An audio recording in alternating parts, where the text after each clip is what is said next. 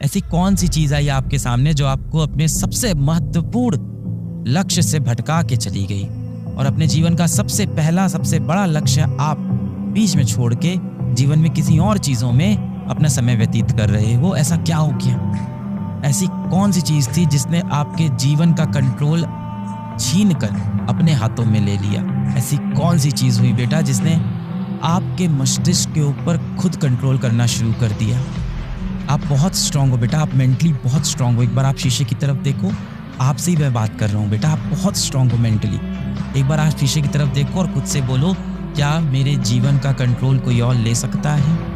ले सकता है कोई? नहीं ले सकता। मेरे जीवन का कंट्रोल हमेशा मेरे पास रहे। क्यों लूज हो गया वो कंट्रोल? स्कूल ने लूज करा दिया, पैसे ने लूज करा दिया। पैसा तो बेटा बैच से अंदर आप आई गए हो, अब क्या पैसे की बात है?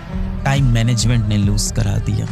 लगभग आप में से जो ज़्यादातर बच्चे होंगे वो मध्य वर्गीय परिवार से आते होंगे। आप में से लगभग इस बैच में आने वाले और भारत में लगभग ज़्यादातर जो बच्चे होंगे जो कॉम्पिटिटिव एग्जाम की तैयारी करते हैं वो मध्यम वर्गीय घर के होते हैं, मिडिल क्लास फैमिली या उससे भी नीचे से होते हैं, है ना? मतलब आर्थिक रूप पे बहुत ही मजबूत नहीं होते हैं, है ना? अब आपके पास जीवन में बहुत सारे पैसे नहीं हैं। कहीं ना कहीं हो सकता हो आपके पिताजी भी इतने सारे पैसे जिंदगी में नहीं गंवा पाए और ये सच है। पर हाँ, आपकी परवरिश में उन्होंने जो कर सकते थे उन्होंने बेस्ट किया। आपको सबसे अच्छे स्कूल में पढ़ाया, आपको सबसे अच्छी कॉपी किताब खरीद के दी, सबसे अच्छे कपड़े पहनाए, अपनी सारी इच्छाएं मार के आपके लिए सारी चीज़ें त्याग किया और आपको इस तरह की कोचिंग भी ज्वाइन कराई। बहुत सारे पैसे तो आपके जीवन में है नहीं। सबसे कीमती चीज़ जो आपके पास जीवन में इस समय है वो क्या है? वो क्या चीज़ है जिसको आप खर्च नहीं भी करना चाहते हो तो बेटा वो खर्च होती जा रही है। पैसा अगर मेरी जेब में मैं खर्च ना करना चाहूँ तो वो खर्च नहीं होगा, पर समय खर्च होता जाएगा। आज आप 17 साल के हो और पता नहीं चलेगा कब आप 17 से 25 साल के हो जाओगे बेरोजगार।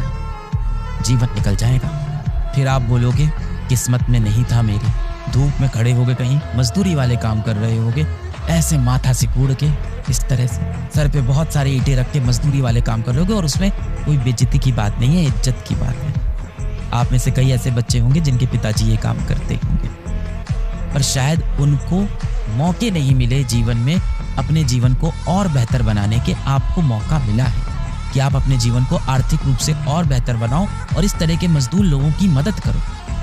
जो आपके पास सबसे बड़ी धनराशि है जिसको आप खर्च नहीं भी करना चाहोगे और वो खर्च होती जाएगी, वो है समय। कितना भी कोशिश कर लो, आप किसी भी तिजोरी में बंद कर लो, ये समय ऐसी चीज़ है ना, बहुत तेजी से अपने हाथ से निकलता जाएगा और फिर वो समय आ जाएगा जिस दिन आप धूप में एक मजदूरी वाला काम कर रहे होगे, इस तरह से भाव से कोड़ के धूप में घूम रहे होगे। ये जो आपकी माथों की लकीरें सिकुड़ने वाली है ना, इन माथों की लकीरों को बदलने के लिए ना किस्मत का काम नहीं होता, मेहनत का काम होता। जिंदगी के 3-4 साल आपको घिस के मेहनत करनी होगी। इतनी मेहनत करोगे ना, इतनी मेहनत करो ना कि आपकी हाथों की लकीरें बदल जाएं, आपकी माथे की लकीर बदल जाए बेटा।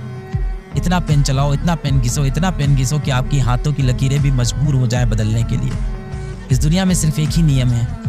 इतनी फिजिक्स तो मैंने भी पढ़ी, इतनी फिजिक्स आपने भी पढ़ी, केमिस्ट्री भी आपने पढ़ी, कि जितने भी नियम बने हैं हर नियम टूटता गया जीवन में। इस दुनिया में जितने भी नियम बने हर नियम टूटता गया।